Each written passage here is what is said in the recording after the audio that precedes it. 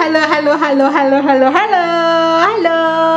Selamat datang kembali di channel YouTube aku, Dia Jordano dan Kylo Jordano. Apa kabarnya teman-teman semuanya? Semoga pada baik-baik saja dan sehat-sehat selalu serta bahagia-bahagia semuanya ya. Hari ini kita di Italia masih lockdown, jadi kita bikin videonya di rumah aja lagi ya. Nah, karena banyak banget apa sayang? Karena banyak banget teman-teman yang nanyain sama aku, Mbak, Kak, apa sih suka dukanya, enak gak enaknya nikah sama bule itu? Nah, di sini aku mau nge-share pengalaman pribadi aku menikah sama bule ini ya, apa yang aku rasain selama menikah sama suamiku bule orang Italia. Kita bahas masalah dukanya dulu ya, atau yang gak enaknya, atau apanya yang bermasalahnya dan lain-lain kayak gitu. Yang pertama adalah masalah agama. Nah, karena kebetulan suamiku kan orang Italia.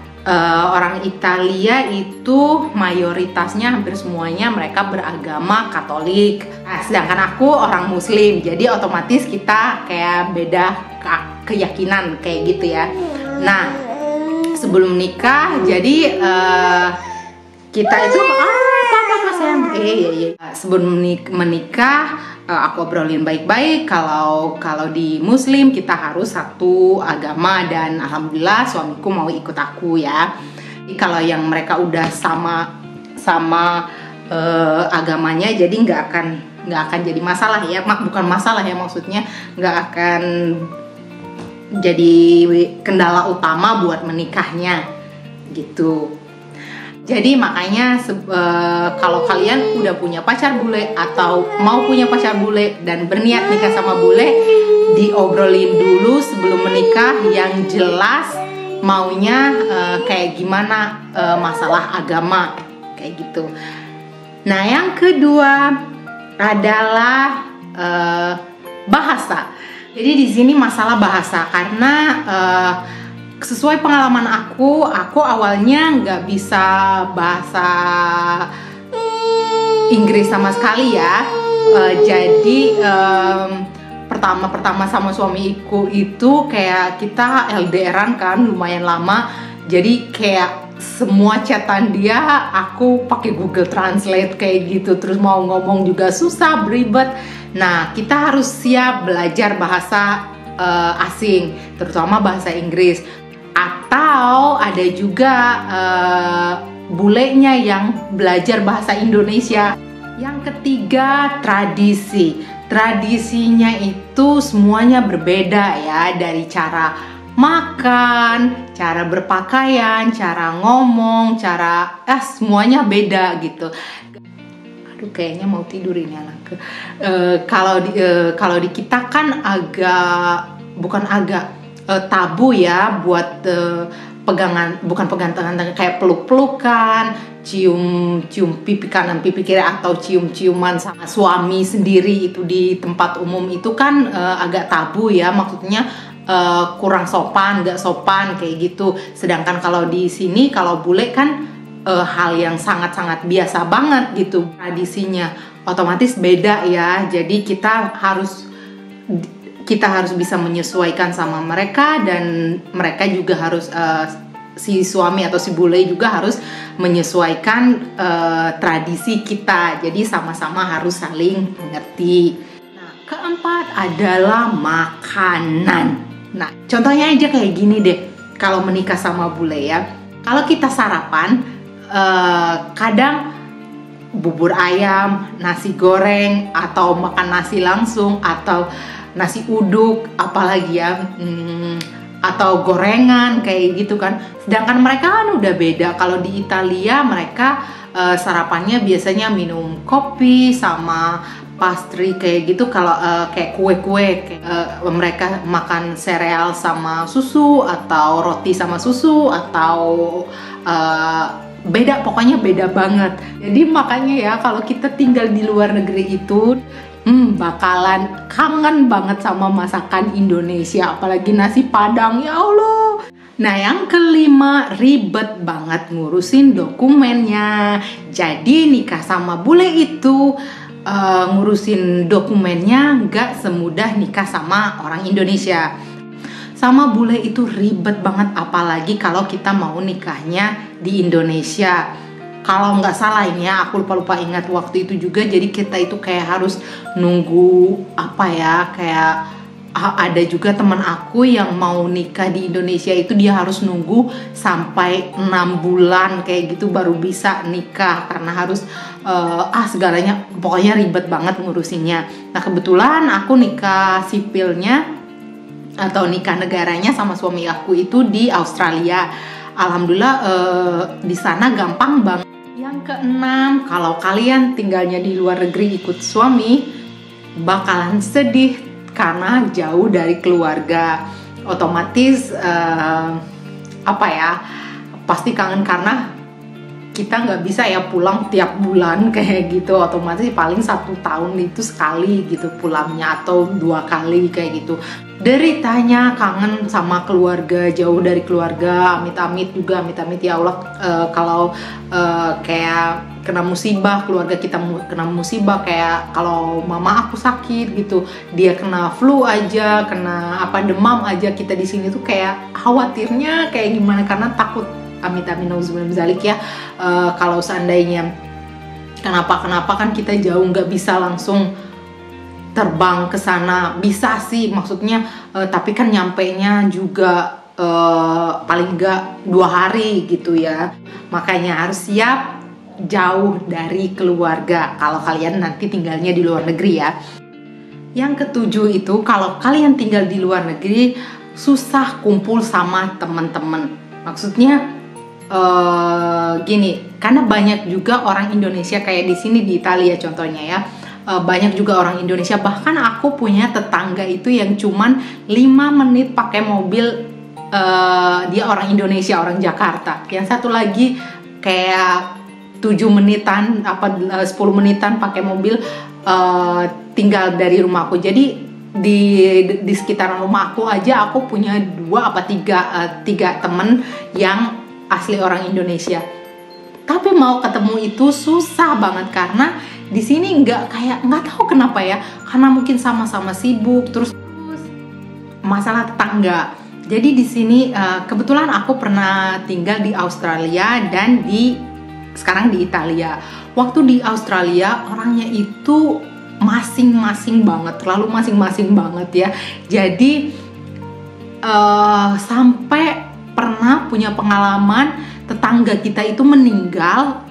Kita nggak tahu sama sekali gitu, tahu-taunya itu pas udah masuk koran gitu, ternyata pas suamiku bilang, oh ternyata si bapak yang kita nggak lihat lagi beberapa hari, udah beberapa hari kita nggak pernah lihat itu ternyata meninggal, kata suamiku. Dia lihat lah, aku kan bingung, kalau kita kan di Indonesia kalau seenggaknya tahu lah ya yang meninggal itu, kayak maksudnya kita kayak ngelayat atau kayak gimana gitu kan. Cuman kalau di Italia ini agak beda dia, mereka tetangganya itu baik-baik banget sama aku, dan selalu kalau kita ketemu itu nyapa, halo dia terus selalu pengen orangnya ramah-ramah. Kalau di Italia buat tetanggaan itu lebih enak ngerasainnya di sini aku, karena lebih ngerasa punya tetangga gitu. Nah, selanjutnya nggak enaknya itu kalau di Indonesia, terutama kita pas masih pacaran ya, kalau pacaran atau udah nikah juga, kalau kita jalan sama bule itu suka dicapnya kayak cewek nakal. Banyak kejadian, bukan banyak, pokoknya cara mereka ngeliat, terus pokoknya selalu dicapnya kayak cewek nakal kalau sama bule, karena mereka mikirnya kayak hidup bebas atau kayak gimana, aku kurang ngerti sih pikiran mereka ya. Nah gitu, kalau di Indonesia suka dicapnya itu cewek nakal. Nah kalau kita pas di negara lain, sebagian adalah sedikit orang, apalagi yang mereka nggak tahu kita sama sekali ya, mikirnya itu orang Asia itu kayak tukang morotin gitu. Jadi ke bule itu cuman karena pengen uangnya aja gitu. Nah, mikir maksudnya banyak yang berpikiran kayak gitu. Jadi kadang kalau jalan juga mereka kayak ngelihatnya kayak gimana, mungkin berpikirannya jelek kayak gitu. Nah, itu yang nggak enaknya. Jadi harus kayak tahan banting karena orang lain kan nggak tahu ya cerita hidup kita, maksudnya cerita keluarga kita kayak gimana, cerita hidup kita kayak gimana. Jadi orang cuman bisa kayak berpendapat doang, berpendapat doang kayak gitu. Nah, itu jadi harus kuat mental, tahan mental, dicap jelek, dicap nakal, dicap apa-apa, harus kuat mental. Terus nikah sama bule juga sering dibully, dibilang kucel kayak babu, suka digituin ya, suka kalau istri bule kucel gitu, hitam. Memang iya, bagaimana ya? Karena memang kebanyakan bule itu sukanya sama yang nikahnya sama yang kulit hitam, tapi nggak semuanya ya. Banyak juga teman-teman aku yang putih, mereka yang kulitnya putih maksudnya nikah sama bule. Dan yang terakhir kalau nikah sama bule, orang suka bilang menganggapnya langsung jadi orang kaya, karena nggak tahu kenapa ya pemikiran kayak gitu. Itu tapi sebenarnya nggak kayak gitu. Jadi bule itu nggak semuanya orang kaya gitu ya, nggak, karena jadi banyak kayak saudara-saudara atau teman kayak gimana, minjem duit dong, minjem uang dong, segini segitu berapa puluh juta, 30, 40, 50 juta. Aku bilang lah, di mana uangnya mau pinjemin kayak gitu ya sebanyak itu. Lah kamu kan suaminya bule, uangnya kan dolar, uangnya kan euro. Jadi buat kamu kan kecil uang segitu. Jadi berpikiran, nah kalau masalah uang, kalau dibandingin uang kita rupiah sama dolar, rupiah sama euro itu memang jauh berbeda. Cuman kan penghasilan orang bule itu dianggapnya besar sekali, tapi pengeluarannya juga sama. Toh nikah sama bule juga yang setahu aku gitu, kita itu sama-sama kerja, sama-sama, jadi nggak cuma ongkang-ongkang kaki doang si bule ini ngasih nih uang, nggak kayak gitu. Jadi jangan dipikirin wah nikah sama bule itu langsung jadi kaya raya, karena setahu aku, maksudnya menurut pengalaman aku, kita itu selalu kerja bareng-bareng gitu, segalanya itu aku kerja, suamiku kerja gitu. Semua istri-istri bule yang aku temuin, maksudnya orang Indonesia nih yang nikah sama bule, hampir semuanya mereka itu kerja juga. Jadi enggak cuman beberapa lah yang mungkin karena mereka ngurus anak, lebih baik ngurus anak gitu di rumah, jadi mereka nggak kerja. Atau kalau memang ada suaminya yang kaya banget, jadi dia nggak perlu lagi kerja gitu. Itulah dia tadi dukanya menikah sama bule itu yang menurut aku ya, itu yang menurut pengalaman aku gitu. Nah sekarang setelah kita berduka-duka, kita bakalan ngebahas enak-enaknya. Apa sih enaknya menikah sama bule itu? Yang pertama adalah romantis. Ini menurut aku ya. Ya sebelumnya maksudnya aku mau ngejelasin, nggak semuanya bule itu kayak gitu. Ini kan yang aku rasain sama suamiku ya, kebetulan suamiku bule. Tapi kan bule mau orang Indonesia itu sama aja, maksudnya semua pribadi itu beda-beda ya, beda. Kalau kata peribahasanya kepala boleh sama hitam tapi isinya kan berbeda. Nah gitu juga, mau mereka orang Eropa, orang Amerika atau bule manapun, setiap pribadi itu kan beda-beda. Jadi ini apa yang aku rasain aja ya dari suami aku ya, yaitu tadi yang pertama itu adalah romantis. Nah jadi kita nikah udah 3 tahun dan 2 tahun pacaran sebelum nikah, dan suami aku itu nggak pernah berubah, malah makin mesra, makin romantis, makin gimana ya, bikin bener-bener bisa bikin kayak apa ya,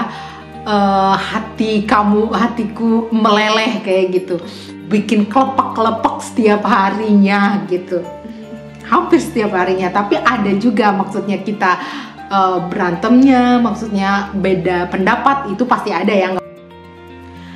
Yang kedua, kita itu punya pengalaman baru. Pengalaman barunya kayak contohnya yang aku rasain ya, karena sebelum nikah sama suami aku cuman main-mainnya paling ke Jogja, paling jauh gitu, di Bandung karena aku kerja di sana, karena aku tinggal di sana ya dulunya. Terus di kampung aku udah gitu doang di Pagar Alam. Nah selama sama suami kan kayak di Bali, main ke luar negeri, jadi punya pengalaman baru gitu, kitanya ngelihat tempat-tempat baru, ngelihat hal-hal yang baru. Nah itu enaknya, karena mereka jadi bule itu sangat gimana ya, mereka itu kayak cara mereka menikmati hidup itu setelah mereka kerja keras kayak gitu, dengan jalan-jalan gitu, jalan-jalan ke luar negeri. Nah itu terus juga pengalaman baru juga kayak ketemu teman-teman baru kayak teman-temannya suamiku, banyak banget dari berbagai negara gitu. Itu kan otomatis kita kayak ngobrol, jadi temen, jadi deket, jadi kita bisa punya pengalaman baru, punya teman baru, dan bisa belajar dari mereka gitu. Ketiga, pikiran aku jadi lebih terbuka. Lebih terbukanya karena itu tadi, kita tadinya kan kita kayak cuman tinggal di satu tempat dengan orang semuanya sama, agamanya sama, yang dimakan sama, apa-apanya sama. Jadi sedangkan setelah kenal sama suami, ketemu sama orang, ada yang nggak percaya Tuhan, ada yang percaya Tuhan, ada yang berlebihan, ada yang gini, ada yang gitu. Terus agamanya ada yang ini, ada yang itu, ada yang nggak percaya agama. Terus ada yang suka makan ini, ada yang suka makan itu. Dari negara sini, dari negara sana, kan semuanya jadi beda-beda ya. Nah kita itu, pikiran aku itu jadi lebih terbuka, jadi lebih menghargai perbedaan. Nah enaknya nikah sama bule itu yang keempat, mereka itu selalu membantu pekerjaan rumah tangga. Jadi suamiku suka masak, suka beres-beres, suka nyapu, ngepel, semuanya nggak malu ngerjainnya, malah seneng gitu. Ikutan ngurus anak juga, malamnya bangun kalau anaknya nangis. Jadi pokoknya memang bener-bener kayak saling karena kan maksudnya kalau aku lihat kayak di emang aku kayak gitu ya, dia kayak semuanya itu pekerjaan, semuanya istrinya semua yang ngerjain.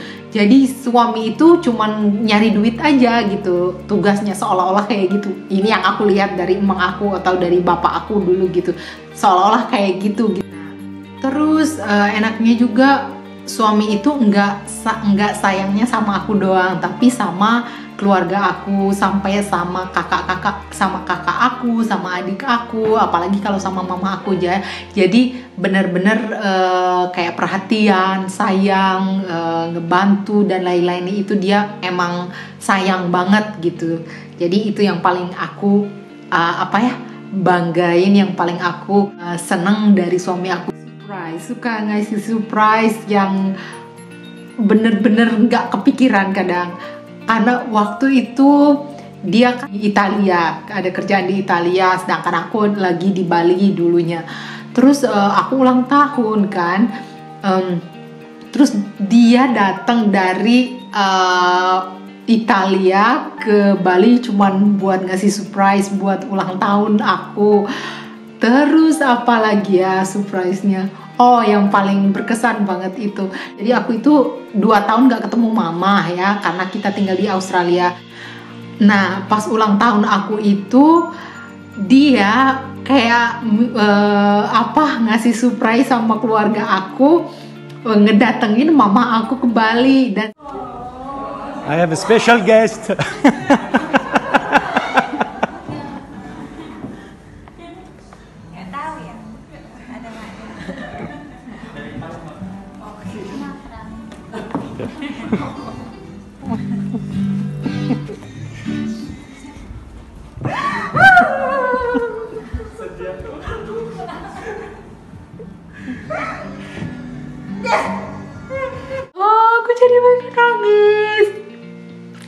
surprise dari suami aku yang paling apa ya, yang paling gak ternilai harganya. Karena waktu itu udah kangen banget sama mama,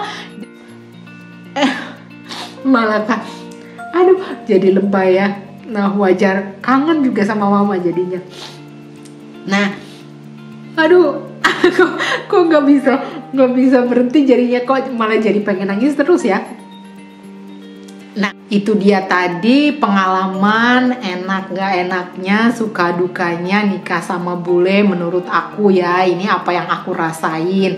Jadi semua orang punya pengalaman beda-beda ya, ini menurut aku. Nah siapa tahu aja bermanfaat buat temen-temen yang bakalan nikah sama bule atau ada yang kepengen nikah sama bule. Terima kasih banyak udah nonton. Yang belum subscribe silahkan di subscribe ya, dan yang udah subscribe terima kasih banyak.